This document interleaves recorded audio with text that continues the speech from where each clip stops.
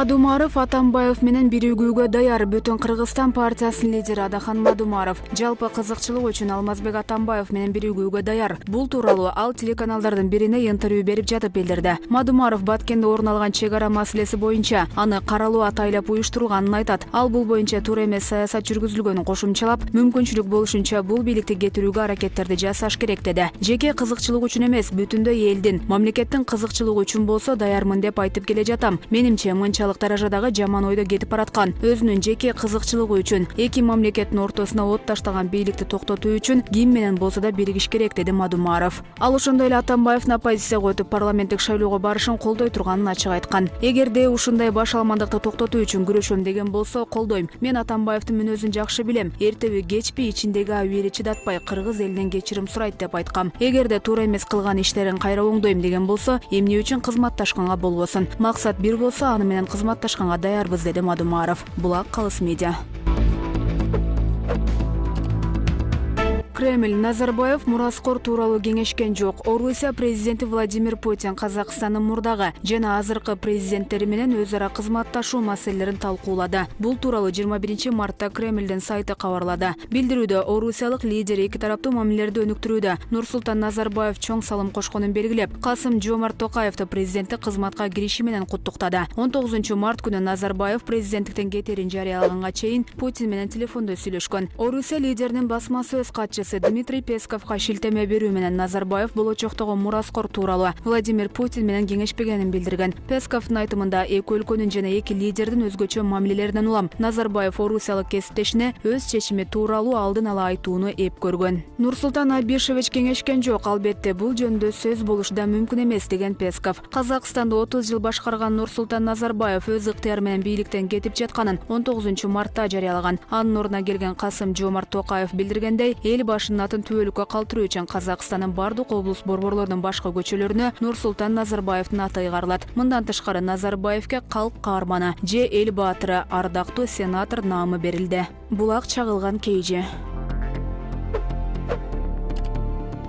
Ошто 4-классын баласы атасынын операциясы үчүн кайыр суроого аргасыз болууда. Ош шаарында 4-класстын окуучусу атасы ооруп жатканына байланыштуу кайыр суроого аргасыз болууда. Кайыр сурап жаткан бала Ноокат районунун Жатан айылындагы Ибраим уулу Исмаил орто мектебинин Даниэль аттуу окуучусу экени аныкталды. Аталган мектептин директору Айнура Самиеванын айтымында окуучунун атасы боор оорусу менен жабыркайт. Даниэль биздин мектепте окуйт, үй бүлөсүнүн жашоо шарты өтө начар. Учурда атасы оор абалда төшөктө жатат. Мен анын атасы менен сүйлөшкөн учурда ал баласынын айла жоктугунан жана Индия өлкөсүндө жасалуучу операцияга акча керек болуп жаткандыктан чоң энесине кошуп Ош шаарындагы көчөлөрдүн бирине акча суроо үчүн жөнөткөнүн айтты. Айыл эли дагы колдон келген жардамын көрсөтүп жатышат деди ал. Даниэлдин атасы Бекмамат Абдылдаевдин айтымында баласы жума күндөрү гана тилемчилик кылууга чыгат. Мен 6 жылдан бери боордун цирроз оорусу менен ооруйм. 2 уул, 1 кызым бар. Жакын арада Индияга барып операция жасатышым керек. Болбосо дарыгерлер өлүп калышы мүмкүн экенин айтып жатышат. Операцияга $32 000 керектелет экен. Ошондуктан тезирээк акча чогулсун деген ойдо баламды апам менен кошо Ош шаарына жиберүүгө мажбур болдум. Эгерде мен батыраак айыгып балдарымды өзүм бакпасам, алардын келечеги мындан дагы начар болуп кетет деп корком, деди Даниэлдин атасы. Бирок Ноокат билим берүү башкармалыгынын башчысы Акуш Асанбаев өспүрүмдөрдү өз кызыкчылыгы үчүн пайдаланган туура эмес экенин айтты. Бул окуяны тактайбыз. Ата-энелер балдарын өзүнүн кызыкчылыгы үчүн пайдаланганы туура эмес. Балалуу болгондон кийин аларды багуу милдети ата-эненин мойнунда. Мындай көрүнүштөр өспүрүм балдардын психологиясына терс таасирин тийгизет, деди ал. Ал эми Даниэлдин чоң энеси Зулайка Эрматованын айтымында учурда мектеп окуучуларына эс алуу мезгили болгондуктан эки небересин кошуп көчөдө мечиттердин алдында жардам сурашат. Балам төшөктө жатканына 5 жыл болду. Анын өмүрүн сактап калуу үчүн аракет кылып жатам. Эне үчүн балаңдын өлүм төшөгүндө жатканын көрүүдөн башка оор нерсе барбы? Буюрса акча топтолуп жатат, деди.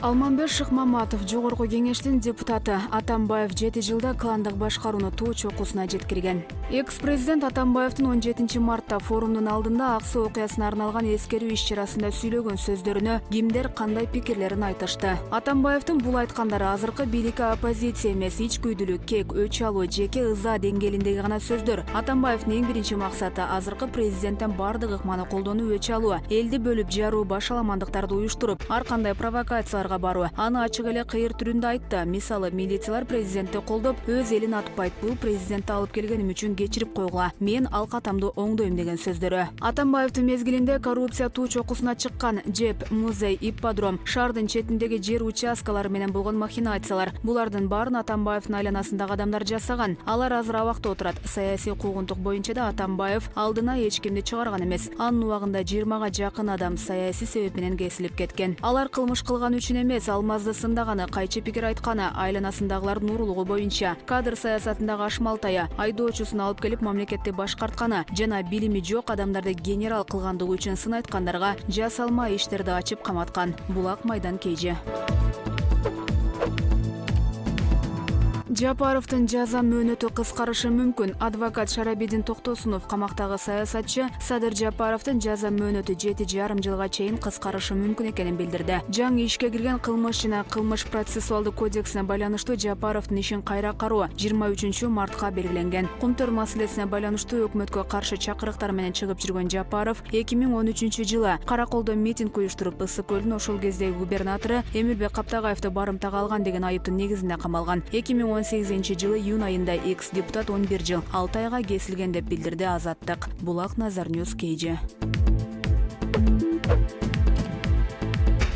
Эдил Байсалов: Атамбаев Жээнбеков анын колундагы куурчак болбой койгонуна эч күптү кылып жер тепкилеп жатат. Экс-президент Атамбаевдин 17 мартта форумдун алдында Аксы окуясына арналган эскерүү иш-чарасында сүйлөгөн сөздөрүнө кимдер кандай пикирлерин айтышты. Атамбаевдин ою максаты боюнча ал көшөгөнүн артында аталык катары отуруп жалпы эл шайлаган президент. Анын колундагы куурчак болуп, иш жүзүндө бийликти мурдагыдай эле жүргүзө бериши керек болчу. Сапардын Абдилдин Индиранын колу менен өзү дайындаган түкүрүк өкмөттү өзү алып кирген чимкирек парламентте каалагандай башкарып калчашы керек эле. Ошол максаты ишке ашпай калып, ошол ич күптүсү үчүн кечирим сурап атат. Атамбаев ал үчүн кечирим сурабай эле койсун. Биз ал үчүн азыркы президентибизге ошол планга баш ийбей, элдин тарабына өтүп, уюшулган мафиялык кландык бийликтин жолун улабай, өз алдынча болгону үчүн ыраазы болушубуз керек. Мурдагы президентибиз жөнүндө айта турган болсок, ал мен келгенде мамлекет өрттөнүп аткан болчу деп айтып атпайбы? Мамлекетти өрттөгөн ким эле? Өзү эмес беле? Апрель айында миңдеген жаштар, анын ичинде мен да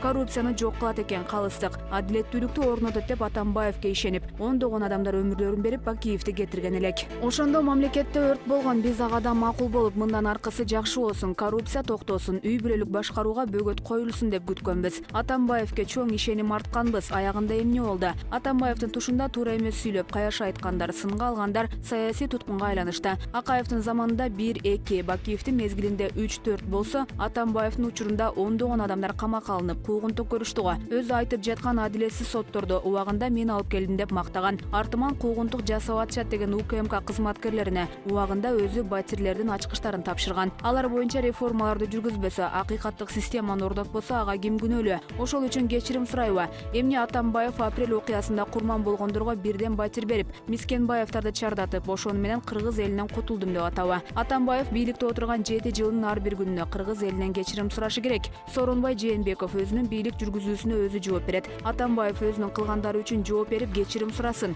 Ал болгону Сооронбай Жээнбеков анын колундагы куурчагы болбой калганына эч күптү кылып жер тепкилеп атат. Атамбаевдин моралдыкта, саясийда, кылмыш жаза кодекси боюнча да жооп берүүчү мезгили али алдыда. Атамбаев азыр бир гана нерсени көксөп калды: элди бөлүп жарып, өлкөдө дестабилдүүлүк жаратып, бийлик бир нерседен тайса, ошону өз ыңгайына пайдалануу аркылуу өзүн жакшы көрсөтүү, бийликти эл көзүнөн мокочо көрсөтүү. Бирок Атамбаевдин мындай арам ойлору ишке ашпайт. Элибиз акылдуу. Азыр элибизде 10 жыл мурдагыдай бөлүнүү жок. Көп нерсени билип түшүнүп калды. Атамбаевдин бүгүнкү спектакльдерине чекит коюлушу керек. Мындан ары андай спектакльдер театрларда гана коюлууга тийиш. Булак майдан KG.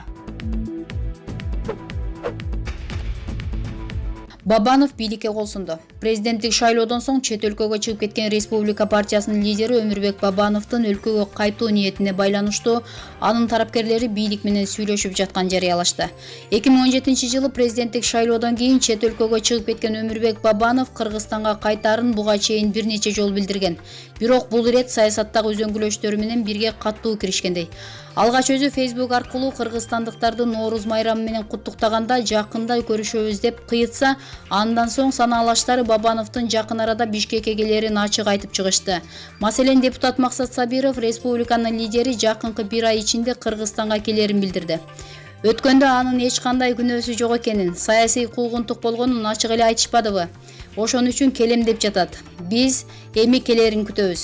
Сабиров жакында Руслан Казакбаев, Мирлан Жыйынчороев жана Кенжебек Бокоев эң жакын пикирлештери менен бирге Орусияга барып Бабанов менен жолугуп кайтканын айтты.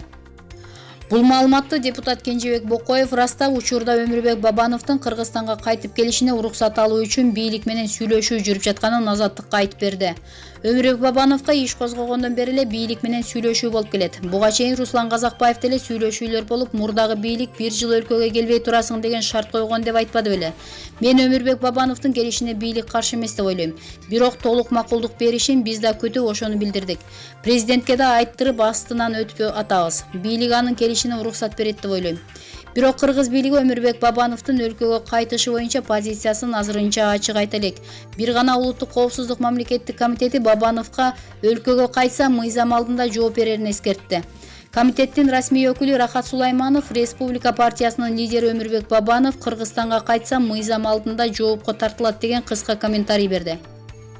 Буга чейин Өмүрбек Бабановго 2 кылмыш иши козголгон. Анын бири 2017-жылы шайлоонун үгүт өнөктүгүндө эл алдында чыгып сүйлөгөн айрым сөздөрү конституциялык түзүлүшкө каршы келет деген негизде козголсо, кийин бийликти басып алууга даярдык көрүү деген айып менен да иш ачылган.